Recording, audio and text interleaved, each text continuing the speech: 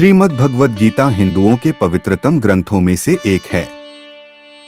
महाभारत के अनुसार कुरुक्षेत्र युद्ध में भगवान श्री कृष्ण ने गीता का संदेश अर्जुन को सुनाया था। यह महाभारत के भीष्म पर्व के अंतर्गत दिया गया एक उपनिषद है।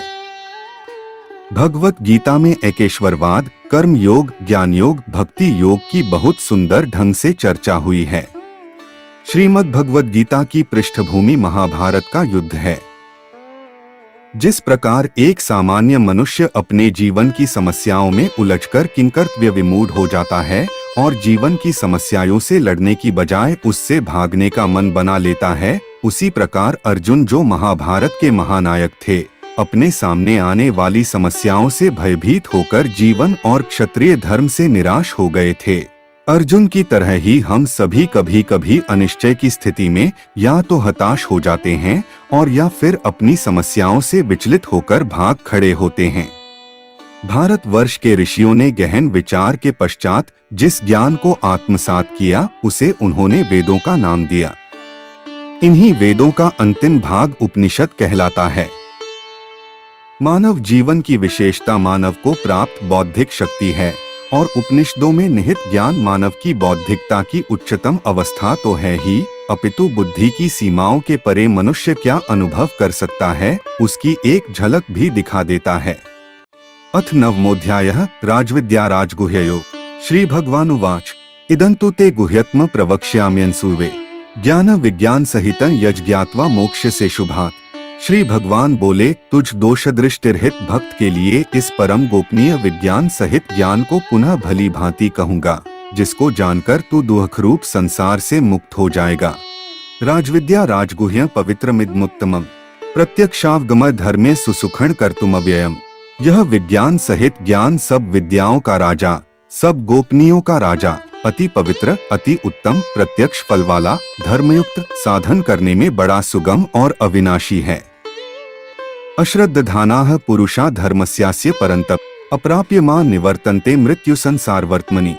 हे परन्तप, इस उपयुक्त धर्म में श्रद्धारहित पुरुष मुझको न प्राप्त होकर मृत्यु रूप संसार चक्र में भ्रमण करते रहते हैं।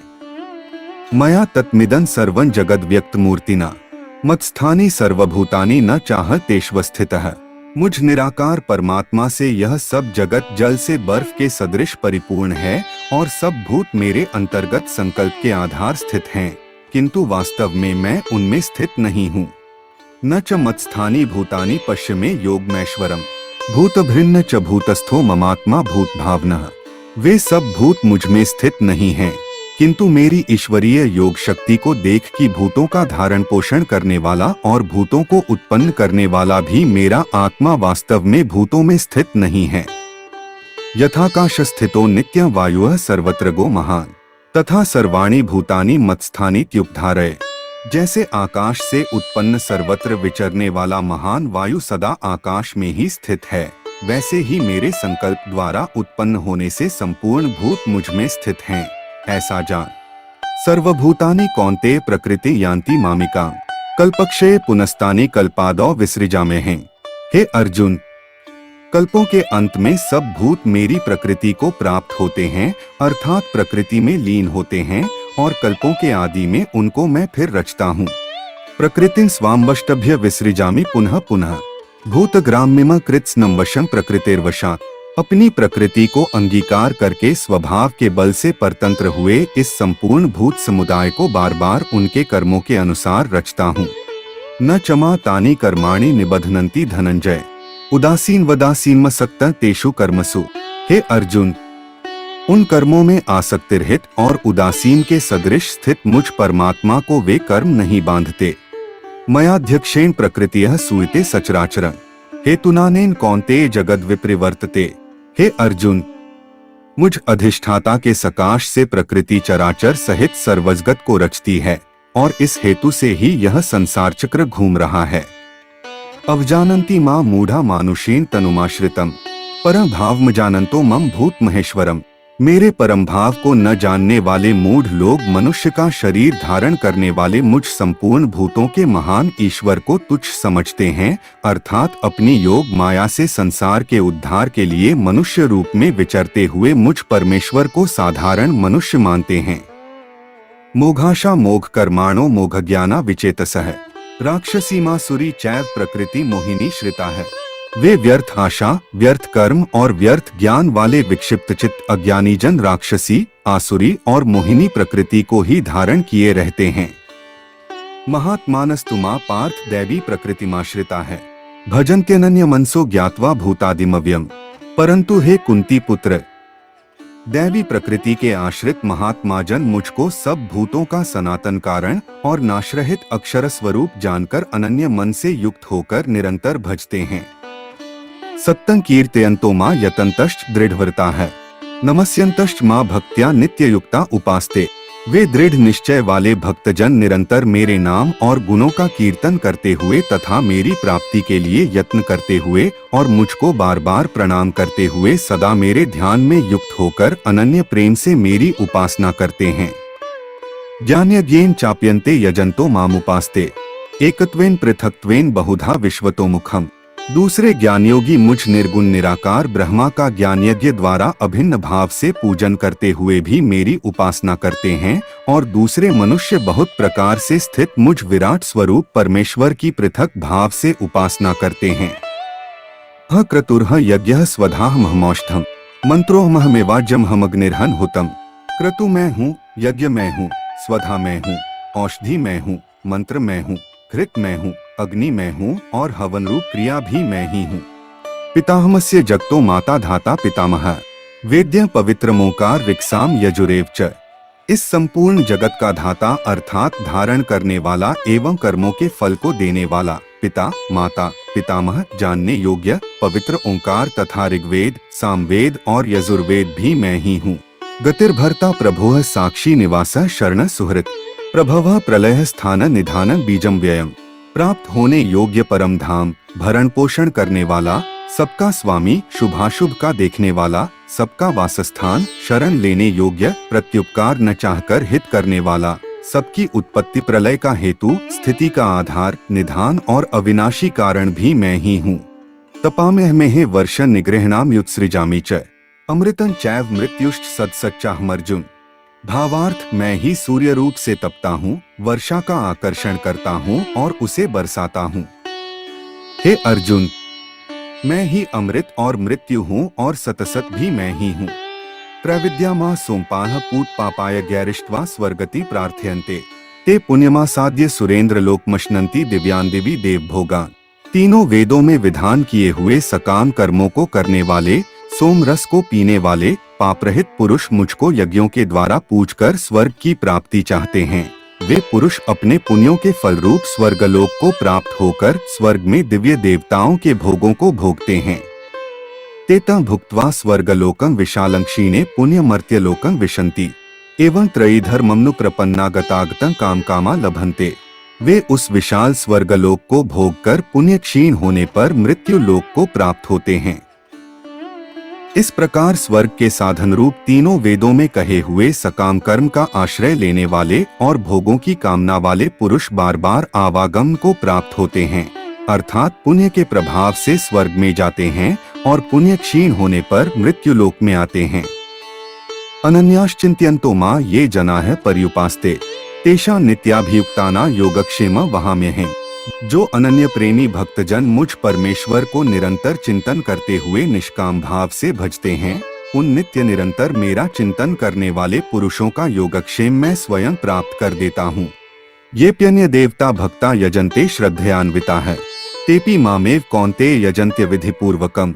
हे अर्जुन, यद्यपि श्रद्धा से युक्त जो सकाम भक्त दूसरे देवताओं को पूजते हैं, वे भी मुझको ही पूजते हैं, किंतु उनका वह पूजन अविधि पूर्वक अर्थात अज्ञान पूर्वक है। अहि सर्वय ज्ञाना भोक्ता च प्रभुरेव च न तु मामभिजानन्ति तत्त्वेनाच्च्यवन्ति ते।